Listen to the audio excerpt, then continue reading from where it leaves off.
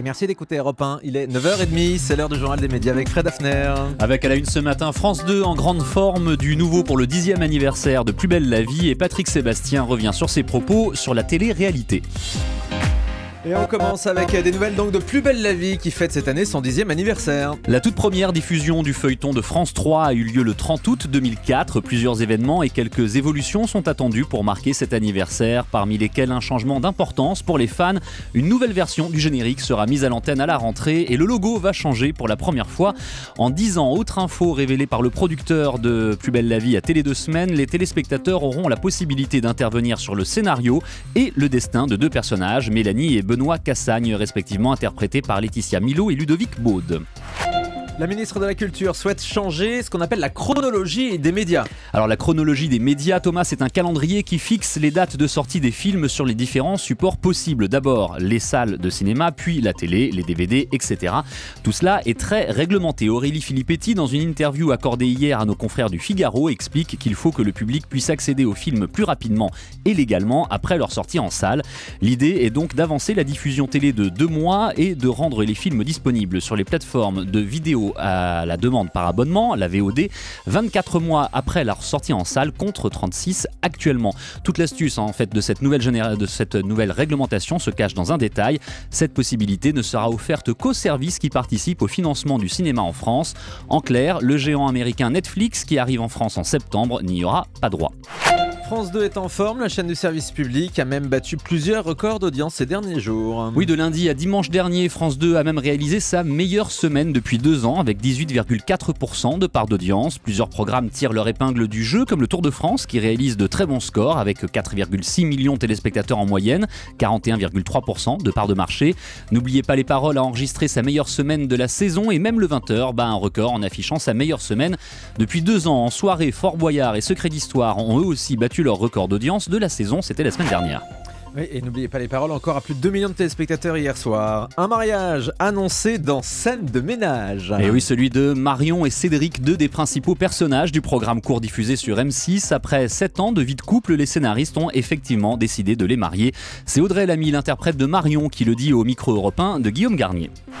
Voilà, on a fait quand même 2700 sketchs à nous deux, donc il y a des moments où on a l'impression de saturer, et surtout quand on est toujours dans le même décor, et voilà, et quand on fait 2700 sketchs de salle de bain, cuisine, canapé, au bout d'un moment on se dit que les auteurs vont être en manque de nouvelles idées, et en fait on va se marier, on a un nouveau décor, non mais on devient complètement fou, on devient de plus en plus barré.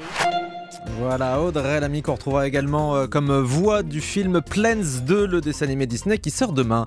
Patrick Sébastien qui estimait en avril dernier que la télé-réalité était une branche voisine de la prostitution. Il est finalement revenu sur ses propos. Oui, c'est dans une interview au quotidien Ouest France que l'animateur imitateur revient sur cette phrase malheureuse prononcée sur le plateau de Laurence Ferrari sur D8, régulièrement insulté depuis sur les réseaux sociaux. Patrick Sébastien fait mine de regretter et retire ce qu'il a dit, je cite, parce que ce n'est pas gentil pour les prostituées. Patrick Sébastien qui n'est donc pas pressé d'éteindre la polémique. Le Canal Football Club sur Canal+ recrute à la rentrée. L'émission consacrée à l'actu du foot est diffusée chaque dimanche en clair sur Canal+, accueillera à la rentrée 3 nouveaux chroniqueurs autour d'Hervé Matou, le gardien Mickaël Landreau, le comédien Julien Cazard, ancien membre de l'émission de caméra cachée Action discrète et chroniqueur sportif depuis quelques années, et Marie Portolano, une journaliste qui vient du concurrent beIN Sport. Mathieu Delormeau rempile pour une nouvelle saison sur Énergie 12, c'est pas vraiment une surprise. Et non, c'est pas une surprise, et en tout cas il est content, il vient de signer son contrat Mathieu Delormeau, il l'écrit sur son compte Twitter, il continuera à présenter Tellement Vrai, Le Mag, Les Anges de la télé-réalité, donc toujours la même chose, et 10 émissions en première partie de soirée.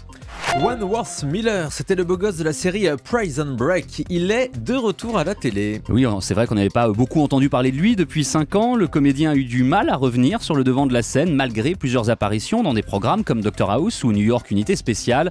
Et c'est d'ailleurs encore en guest star qu'on le verra bientôt dans la série The Flash. Il interprétera l'ennemi juré du super-héros. Il a retiré tous ses tatouages parce que dans Prison Break, il avait plein de tatouages partout sur le corps. Bah oui, il y avait le plan de la prison pour en sortir. Ouais, c'était a priori des effets spéciaux.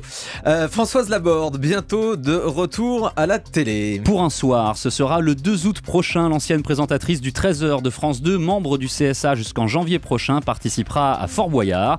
Une activité qui a surpris de nombreux professionnels, persuadés persuadé que les sages ne devraient pas participer à des émissions de jeux. De son côté, le CSA précise qu'il s'agit d'une initiative personnelle, c'est ce qu'on appelle de la diplomatie. Et puis Lucas Arbogast de The Voice revient avec un single original, Fred. Oui, le chanteur au look médiéval, celui des talents issus de The Voice qui a le plus de succès avec 200 000 exemplaires de son album Odysseus vendus, prépare la sortie de son nouvel album. Il s'appellera celui-ci Oriflamme, sortie prévue le 25 août. Le premier titre est une reprise du célèbre générique de la série Game of Thrones. Écoutez. Ah oui.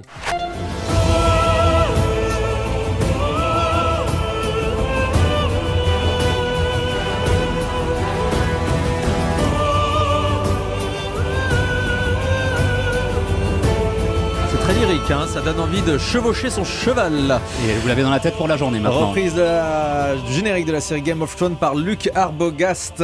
Ça sort donc très bientôt. On termine avec le chiffre du jour. 70 000, c'est le montant des dommages et intérêts que réclame Stéphane Plaza, le célèbre agent immobilier d'M6, à un confrère qui a déposé la marque Plaza Immobilier. Le premier, qui a annoncé récemment préparer l'ouverture d'un réseau d'agences à son nom, reproche au second de créer la confusion dans l'esprit du public.